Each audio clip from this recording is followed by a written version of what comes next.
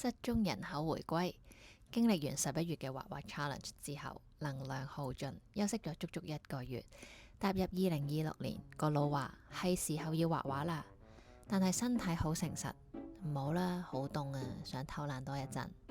明白人總係有惰性嘅，所以今次分享4個對抗惰性嘅方法，幫大家重啟畫畫模式。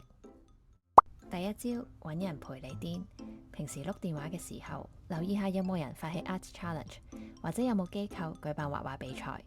咁啱俾我見到2月就有同伴同你一齊畫，一齊交流，或者 set 個目標俾自己，動力就會大好多。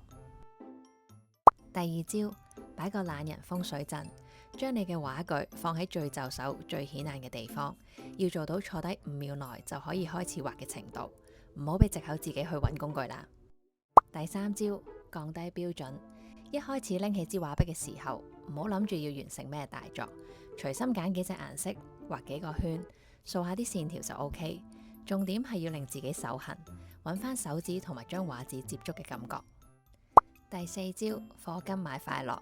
上次喺韓國 Daiso 買咗新嘅膠帶俾自己，另外又收到朋友嘅手信，一諗到下一幅和諧粉彩可以用呢啲新玩具，個人即刻醒晒。雖然唔係鼓勵大家消費，但係間唔中買一啲新嘅工具俾自己，都係一個幫助重拾創作熱情嘅好方法。你哋平時又點樣對抗惰性嘅呢？記低 save 呢條片提醒自己，又或者將佢轉發俾你嗰位仲偷緊懶嘅朋友。